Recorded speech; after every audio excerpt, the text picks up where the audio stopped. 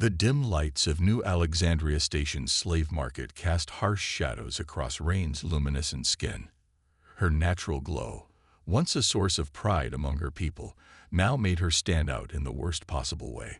She stood in line with 20 other aliens, her wrists bound by energy cuffs that bit into her flesh whenever she moved too quickly. "Stop glowing so bright, you stupid creature." A guard struck the back of her cage with his stun baton. Rain flinched, trying her best to dim the patterns of light that danced across her skin. But it was no use. Emotions controlled her bioluminescence, and right now, her fear made the lights pulse even brighter. The market buzzed with activity as buyers from across the galaxy wandered between rows of cages. Most were merchants looking for cheap labor, others were wealthy collectors seeking exotic specimens for their private menageries. Rain had been here for 3 weeks now, passed over again and again because of what the traders called her defects. "This one's too sensitive," they would say, pointing at the way her skin flickered with different colors. "Lumini are useless for real work. They break too easily." Rain wanted to tell them about her years as a scholar, about the advanced degrees she held in xenobiology, about how her people's gift for reading light patterns had advanced scientific understanding across the galaxy. But she kept quiet. Experience had taught her that speaking only made things worse. A rough-looking trader stopped in front of her cage, his 3 eyes narrowing as he studied her. "This the Lumini you mentioned?" he asked the guard. "The one from the university raid?" "Yeah, that's her. Been hard to sell this one. Too educated for her own good, if you ask me. Previous owner tried to use her in the mines, but she collapsed after 2 days. Useless." Rain remembered those 2 days in the darkness of the mines. The absence of light had been like torture for her species, and the heavy labor had nearly broken her body. She still had scars from where the mining equipment had burned her delicate skin. The trader spat on the ground. "Maybe I could sell her to one of those pleasure houses in the outer rings. They're always looking for exotic specimens." He reached through the bars and grabbed Rain's chin, turning her face from side to side. Her skin flashed red with pain and humiliation. "Stop touching her like that." A small voice came from the cage next to Rain's. It was Dell, a young alien child who had arrived last week. "You're hurting her." The trader laughed. "Look at that. Even the little ones try to defend her. Pathetic." He released Rain's chin and wiped his hand on his coat as if touching her had dirtied it. Rain's skin dimmed to a dull blue of sadness, but she moved closer to the side of her cage near Dell. "It's okay, little one," she whispered when the trader walked away. "Save your strength." The day dragged on, and Rain watched as other slaves were sold. Dell was purchased by what looked like a farming family. Not the worst fate, Rain hoped.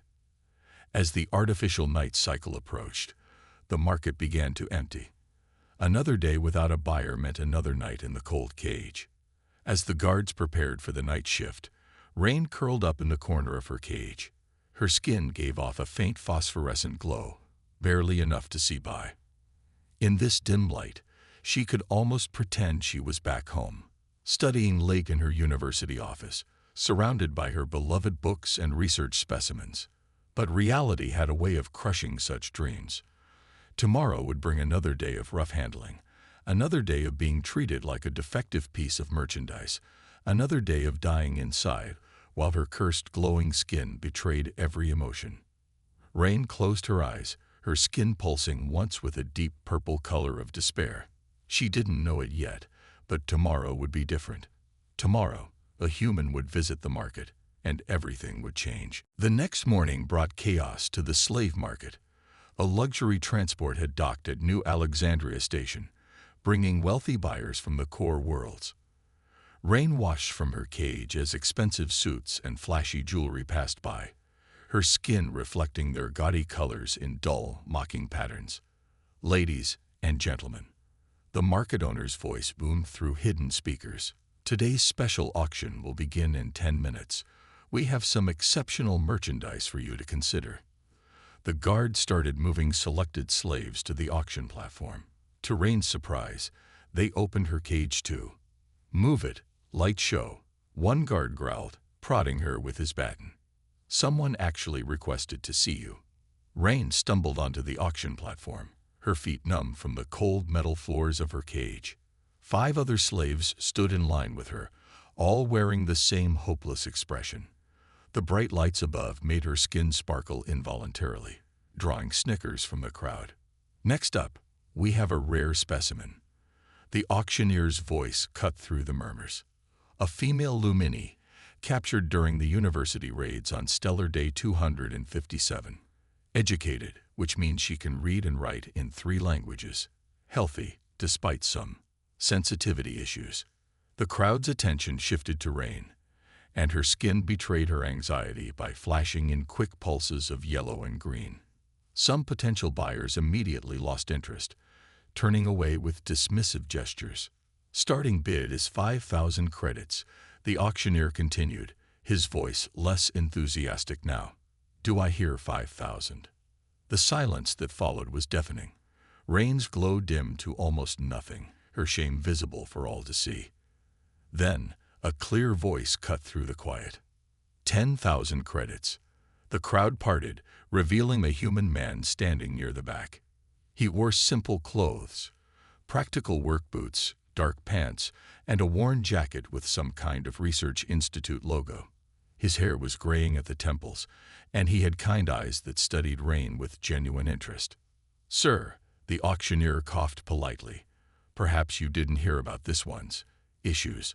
Lumini are notoriously difficult to manage. They require special lighting conditions, they're physically weak, and their emotional displays make them unsuitable for most work." The human stepped forward. 20,000 credits, he said firmly. A wealthy-looking trader in the front row turned around. "Friend, let me give you some advice. I tried keeping 2 of their kind last year. Nothing but trouble. They break if you look at them wrong. Buy something sturdy instead." 30,000, the human countered, ignoring the advice. Rain's skin began to shimmer with a new color, a soft pink of confusion and cautious hope. The human noticed and smiled slightly, but said nothing. 30,000 credits, going once. The auctioneer had found his enthusiasm again, going twice.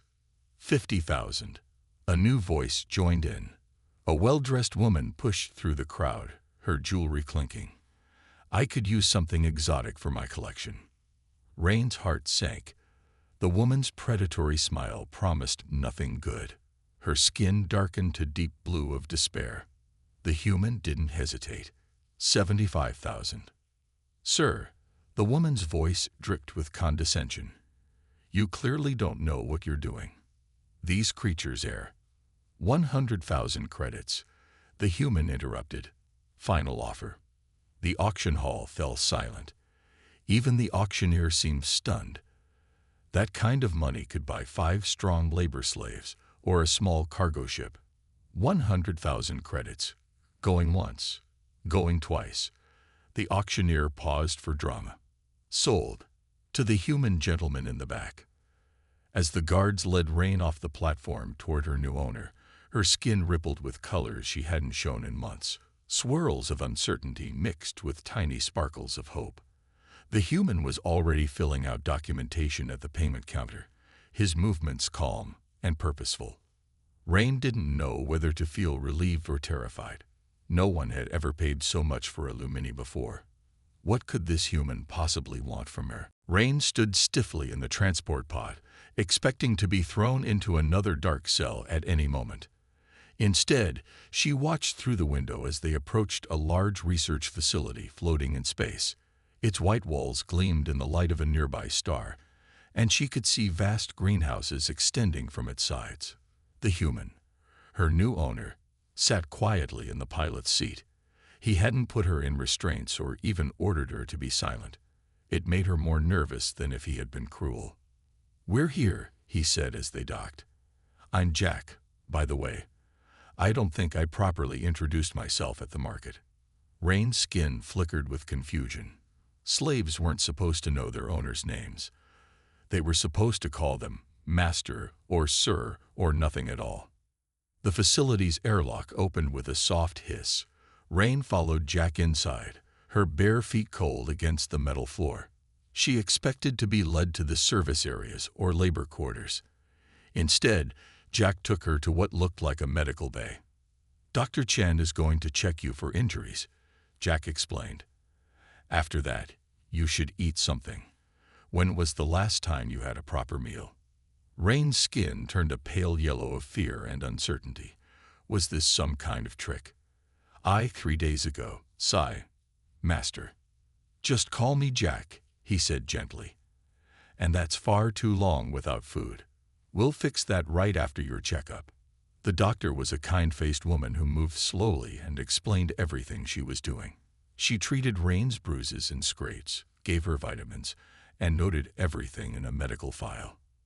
"You're underweight and showing signs of light deprivation," the doctor said, "but nothing we can't fix with proper care and nutrition." Rain waited for the punishment detail that usually came with medical reports, how many credits her injuries would cost her owner, how many extra work hours she'd have to do to pay for treatment. But it never came. Instead, Jack led her to a small dining area. The lights were adjusted to a soft glow that made her skin tingle pleasantly. A bowl of warm soup sat on the table, along with soft bread and what looked like fresh fruit. "Eat as much as you like," Jack said, sitting down across from her. "The doctor said to start with something light, but there's more if you're still hungry." Rain stared at the food, then at Jack, her skin showing swirls of disbelief. "I don't understand," she whispered. "Why are you doing this?" "Because you're hungry, and decent people feed hungry people." Jack's voice was firm but kind. "Rain, I know you have no reason to trust me yet, but I bought you for your knowledge and skills, not to hurt you." He pulled out a tablet and showed her images of strange, glowing plants. "These are bioluminescent species we're studying. Your people's ability to communicate through light patterns makes you uniquely qualified to help us understand them. If you're willing, of course." Rain's hand trembled as she picked up the spoon. The soup was warm and delicious. Real food, not the nutrient paste they fed slaves. Her skin began to glow with a soft pink color she thought she'd forgotten how to make. "The research facility is your home now," Jack continued. "You'll have your own room, access to the laboratories, and proper working hours. And when you're stronger, we'd like you to join our research team. As a scientist, not a slave." A tear rolled down Rain's cheek, creating a trail of sparkles on her luminescent skin. For the first time in months, her glow wasn't showing fear or pain or despair. It was showing something much more dangerous, the first faint glimmer of hope. "Thank you," she whispered, taking another spoonful of soup. "Thank you, Jack." 2 weeks had passed since Rain arrived at the research facility. She sat in her private room, watching the artificial sunrise through her window. The room was nothing fancy.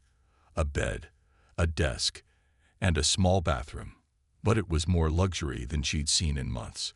Her skin glowed a soft orange in the morning light, reflecting her mixed feelings about her new situation. Every morning, she expected to wake up back in her cage. Every kind word from Jack made her flinch, waiting for the cruel joke to end. But it never did. A gentle knock at her door made her jump. "Rain, the morning meeting starts in 20 minutes. Would you like to join us?" It was Lisa, one of the human researchers who worked with Jack. Yes, I'll be there," Rain answered, her skin flickering with nervous purple spots. The research team gathered in the main lab, surrounded by rows of glowing plants. 6 humans sat around a large table, leaving an empty chair next to Jack. Rain hesitated in the doorway until Jack noticed her. "Good morning, Rain. We're discussing the light patterns we recorded yesterday. Would you like to take a look?" His voice was casual, as if having a former slave at a scientific meeting was the most natural thing in the world. Rain slid into the empty chair, trying to make herself as small as possible. Her skin betrayed her anxiety, creating ripples of yellow across her arms. "These readings don't make sense, Tom," another researcher said while pointing at a screen. The plants are definitely communicating, but we can't figure out the pattern. Rain glanced at the data, then at Jack. He nodded encouragingly. You can speak freely here, he reminded her. The pattern looks like a distress signal, Rain said quietly. When no one yelled at her for speaking, she continued more confidently. My people use similar light frequencies when calling for help. See how it pulses every 3 seconds. That's universal among bioluminescent species. The room fell silent. Rain's skin darkened, thinking she'd said something wrong. But then she saw the humans were frantically taking notes. That's brilliant, Lisa exclaimed. We've been looking at it all wrong. Rain, could you explain more about these universal patterns? For the next hour, Rain found herself teaching the humans about bioluminescent communication. Her skin gradually shifted to a bright, clear blue of intellectual excitement, a color she hadn't shown since her university days. Later that afternoon, Rain was working alone in the greenhouse when she heard footsteps. Her old fear returned, and she quickly turned around, expecting punishment for some unknown offense. It was just Jack, carrying 2 cups of something hot. Thought you might like some tea, he said, setting 1 cup down near her. You did great in the meeting today. Rain stared at the cup, then at Jack. Why? She asked suddenly. Why what? Why are you treating me like this? Like I'm normal. Like I matter. Her skin swirled with emotional colors as she finally asked the question that had haunted her for weeks. Jack sat down on a nearby stool. Because you do matter, Rain. What happened to you? What happens to any thinking, feeling being who's enslaved? It's wrong. I can't fix the whole galaxy, but I can try to make one small part of it better. Rain's skin shifted to a color she had never shown before. A gentle golden glow that seemed to come from deep within. A tear rolled down her cheek, creating a small trail of sparkles.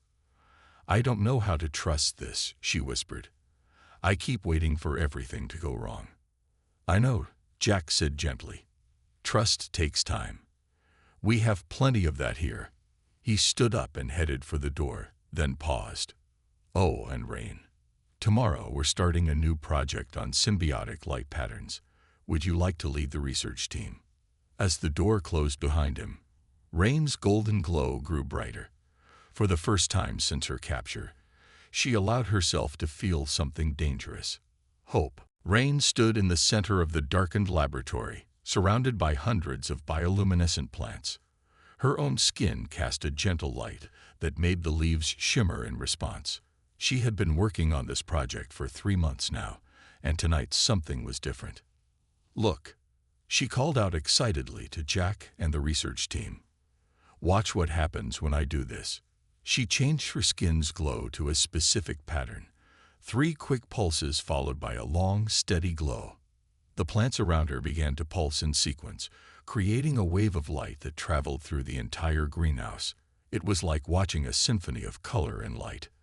Amazing, Jack whispered, careful not to disrupt the pattern. They're actually responding to your signals. Rain's skin brightened with pride. It's not just random responses either. Watch this. She changed her pattern slightly, and the plants shifted their colors to match. They're learning. Just like my people's children learn light speech, these plants can adapt their communication patterns. Lisa, who had been recording everything, spoke up from behind her computer. Rain, do you realize what this means? This could revolutionize how we understand plant intelligence. Rain's discovery was simple but groundbreaking. Plants didn't just communicate through chemicals and root networks. Some species could learn new light patterns and share them with others. It was like teaching them a new language. We need to document everything, Tom said, already starting to write notes. Rain, would you be willing to be the lead author on the research paper? Rain's glow flickered with surprise. Lead author? But She stopped herself. She wasn't a slave anymore. She was a scientist. Yes, she said firmly, her skin glowing with a confident blue light. I would like that very much. Over the next few weeks, Rain worked with the team to document their findings. She taught them how to read the subtle changes in the plant's light patterns, just as her people had taught their children for generations. One evening, as Rain was finishing the first draft of the paper, Jack came to her office. Her own office, with a desk and a nameplate that read, Dr. Rain, Xenobotanist. "The paper's looking excellent," he said, placing a cup of her favorite tea on her desk. "But there's something else I wanted to show you." He handed her a tablet. Rain scrolled through the document on the screen, her skin shifting from curious yellow to shocked white. It was a citation index, hundreds of references to her old research from her university days. "Your work wasn't forgotten," Jack said softly. "Even after the raids, other scientists kept building on your theories. And now you're about to publish something even more important." Rain's hands trembled as she read through the citations. I thought everything was lost when they took me." "Knowledge can't be cage, Rain. Neither can hope." Jack smiled. "Which reminds me, the Galactic Science Board is very interested in your discovery. They want you to present at their annual conference next month." Rain's skin flashed with a dozen colors at once. "But will it be safe? There might be people there who will see a respected scientist presenting groundbreaking research." Jack finished firmly. "Times are changing. Rain, your work could help change them faster, and I'll be there to support you, if you want." Rain looked around her office, at the plants glowing softly in their containers, at her name on the door, at the research paper she had written. Her skin settled into that special golden glow that only appeared when she felt truly safe and valued. "Yes," she said, straightening her shoulders. "I want to present our discovery. It's time to show the galaxy what a Lumini scientist can do." Jack grinned. "That's the spirit. Oh, and one more thing. The board is very interested in your theories about using bioluminescent communication to enhance space navigation. They're offering research grants." Rain's excited glow lit up the entire office. She wasn't just surviving anymore. She was thriving. And she had a galaxy of discoveries ahead of her. The Galactic Science Board Conference had been a huge success. Rain sat in her office, looking at the Crystal Award they had given her for outstanding contributions to xenobotany. Her skin glowed with gentle pride as she remembered the standing ovation her presentation had received. But something else sat on her desk, something that made her skin flicker between excited gold and nervous purple. A small stack of official-looking papers Jack had given her that morning. "Rain." Jack knocked on her open door. "Do you have a moment?" She nodded, her skin rippling with uncertainty. "Are these what I think they are?" Jack sat down across from her desk, not looming over her like a master, but sitting as an equal. "Yes. They're emancipation papers. Once signed, you'll be legally free. No one will ever be able to claim ownership of you again." Rain's hands trembled as she touched the papers. "But what about my work here? The research?" Jack pulled out another document. "This is a standard employment contract. Full salary, benefits, everything any other scientist here gets." But he held up his hand as her skin began to glow brighter. "You don't have to take it.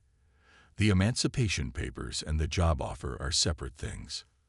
"I don't understand," Rain said, her skin showing swirls of confusion. "It means you have a choice, Rain. Real freedom isn't just about not being owned. It's about being able to choose your own path." Jack leaned forward. "If you sign the emancipation papers, you can leave. Go anywhere you want. Start fresh somewhere else. Or you can stay here as a paid researcher, or anything else you can imagine. The choice is completely yours." Rain's skin cycled through colors as she processed this. I've never had a real choice before. Even before I was captured, my path was mostly decided by others." "Take your time," Jack said, standing up. "Think about what you really want, not what you think you should want, or what others expect. What would make you happy?" He left her alone with the papers. Rain spent hours reading every word, her scientist's mind analyzing every detail. The Emancipation Papers were real. They would be filed with every major government in the galaxy. She would be truly free. The employment contract was generous. A salary higher than she'd made at her university, full medical care, and even a travel allowance for scientific conferences. But what made her skin glow warmest was the job title: Senior Researcher of Bioluminescent Communications. As the station's day cycle faded into night, Rain walked through the darkened laboratory. The plants glowed in response to her presence, creating patterns that she now understood better than anyone else in the galaxy. This place had become more than a workplace. It had become a home. She thought about the raid that had taken her from her old life, about the dark days in the slave market, about the moment Jack had bid an absurd amount of money for her. She thought about how he and the other humans had treated her with respect and dignity from the very first day. But most importantly, she thought about herself, about who she was now compared to who she had been, about what she could become. Rain returned to her office and picked up a pen. Her hand was steady now, her skin glowing with the clear, strong light of certainty. She signed both sets of papers. When Jack came to check on her the next morning, he found the signed documents on his desk. Rain was already in the laboratory, teaching a group of visiting scientists about plant communication patterns. Her skin glowed with confidence and joy, the colors of a person who knew exactly where she belonged. "Good choice," Jack said quietly to himself, watching through the window as Rain's enthusiasm made the whole room light up. "No," Rain called out, her sensitive hearing picking up his words. "Good choices, all of them, including the one you made at the slave market that day." For the first time, her skin showed a new color, one that the humans would later learn meant family. 1 year after signing her Emancipation Papers, Rain stood at the front of a newly built classroom in the research facility. Her skin glowed with a steady, confident light as she watched her students file in. 5 recently freed Lumini, their skin patterns showing nervous flickers of uncertainty, just as hers once had. "Welcome to the Advanced Bioluminescent Research Program," she said warmly, her own glow shifting to a calming blue to help ease their anxiety. "I'm Dr. Rain, and like you, I once thought my story was over. I was wrong." The classroom itself was specially designed with adjustable lighting and temperature controls to accommodate Lumini biology. It had taken 3 months to build, funded by the profits from Rain's patented discoveries about plant communication. Jack had insisted she keep full rights to her research. "Today," Rain continued, "we'll start with the basics of scientific methodology. But first, I want to share something with you." She dimmed the room's lights and activated her skin's full spectrum of colors, creating a beautiful display that made her students gasp. "This is who we are," she said proudly. "Our ability to communicate through light isn't a weakness to be hidden. It's a gift that can change the galaxy's understanding of life itself." From the back of the room, Jack watched quietly. He smiled, remembering the frightened slave who had once dimmed her lights to avoid attention. Now she practically glowed with authority. After class, one of the students, a young Lumini named Beam, stayed behind. His skin showed patterns of doubt and fear that Rain recognized all too well. "Dr. Rain," he said hesitantly, "the traitors, they said we were too weak to be anything but slaves, that our sensitivity made us worthless." Rain's skin flashed with a fierce, protective light. "Let me show you something." She led Beam to her laboratory, where her latest research project was underway. Hundreds of plants filled the room, all glowing in synchronized patterns.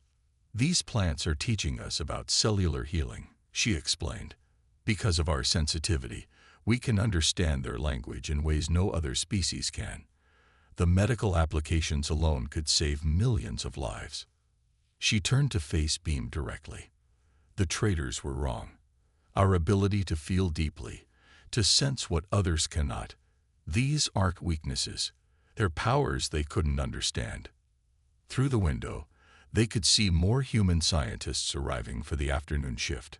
Many waved at Rain, treating her with obvious respect. Beam's skin showed patterns of amazement. "How," he began, How did you become so strong? Rain's glow softened. I had help. Someone who saw value in me when I couldn't see it in myself. She glanced at Jack, who was reviewing research papers in his office across the hall. And now we're going to do the same for others. Later that evening, Rain sat in her office reviewing applications. The research facility was expanding, adding a new wing dedicated to freeing and educating enslaved Lumini. 3 more groups were scheduled to arrive next month. Jack knocked on her door. The Galactic Science Board called, he said. They want you to head the new Department of Bioluminescent Studies. It would mean overseeing research projects across 20 stations. Rain's skin sparkled with excitement, but then shifted to a thoughtful purple. Would I still be able to teach? They specifically want you to establish teaching programs at each station. Jack grinned. Something about a brilliant professor who's changing how the galaxy sees Lumini. Rain's skin glowed with that special golden light of happiness. On her desk sat the old slave collar she'd kept as a reminder. Next to it stood her research awards, teaching certificates, and a framed photo of her first graduating class.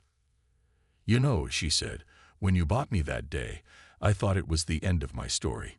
She gestured to the classroom, where her students were still practicing their light patterns.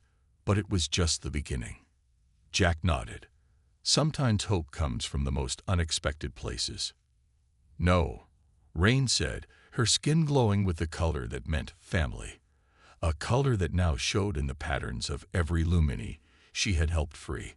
Sometimes hope comes from humans who choose to be human in the truest sense of the word.